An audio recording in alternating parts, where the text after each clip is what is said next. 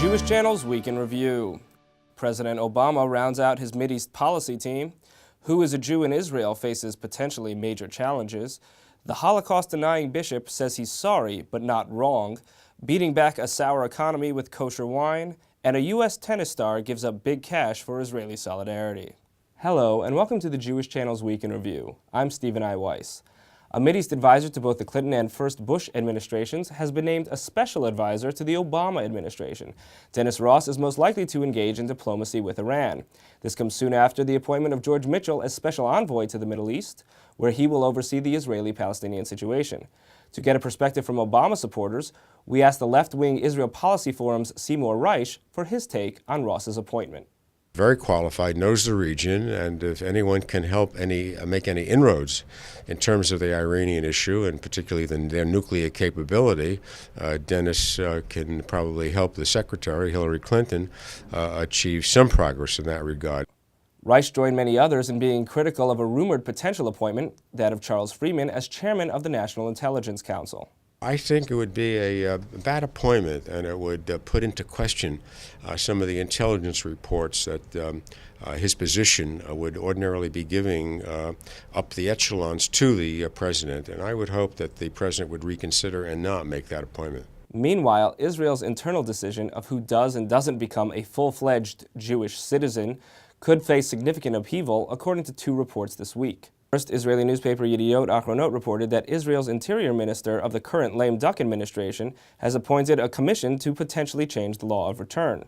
The law of return currently grants full residency and citizenship to anyone who is at least 1/8 Jewish, but the commission may recommend that those seeking refuge prove their involvement in the Jewish community before being granted citizenship. Also this week, the Jewish Week reported on a draft document that proposes new guidelines for what the Israeli government will consider a valid conversion. Israel's conversion policy has come under fire in America for what many here see as an increasingly ultra-Orthodox standard. The draft document reportedly would recommend the imposition of additional requirements on converts, including that they spend 350 hours studying Judaism and 18 months in the Jewish community before being considered valid converts. In other American-Israeli news, U.S. tennis star Andy Roddick withdrew from the Dubai Championships this week in protest over Israeli Shahar Pe'er's exclusion from the women's tournament. Roddick won last year's tournament.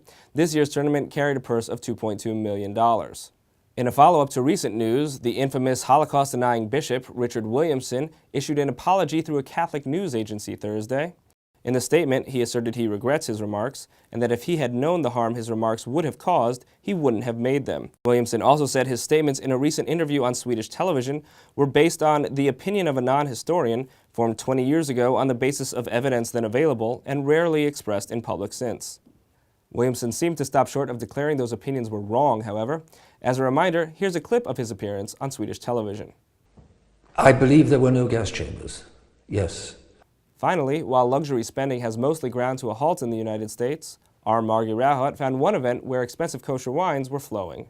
Gourmet kosher wines hail from all kinds of places these days, and attendees at the Kosher Food and Wine Experience in Manhattan were tasting vintages from not just Israel, but also France, Argentina, Italy, and many other countries. What I've seen over the last 10, 15 years is a big expansion in terms of kosher wine, in terms of what's available out there, in terms of the quality of kosher wines. And despite a hefty admission fee of more than $100 a head to taste the best kosher wines, event organizers claim more than 850 attended the event, and all agree that kosher wine sales continue to be strong despite a premium. So if you take some of the best California wines we have here, they'll be probably 30%, if not higher, kosher than non-kosher, of the same vineyards and the same vintages. Despite the economic storm clouds brewing outside, everyone inside is seeing things through rosé-colored glasses. Well, if there's one way to escape the economy, is to drink a little wine. And event organizers were grateful for that. Thank God from the numbers that we're seeing and reservations. We're very happy that people are still going out. Winemakers were optimistic too. One vintner said winemaking isn't affected by the economy the same way other businesses are. We're not sprint runners. You make the wine and you put it in the cellar in the barrels. You don't know what the market is going to be 2 and 3 years later when you will sell it. And Jeff Morgan of Napa Valley Covenant Wines feels confident that he'll always have a market in the Jewish community. I'm thoroughly optimistic. People can't stop, they can't stop making kiddush. That's not allowed. That's all for the Kosher Food and Wine Experience. Reporting from the Jewish Channel, I'm Margie Rauhut. Back to you, Stephen.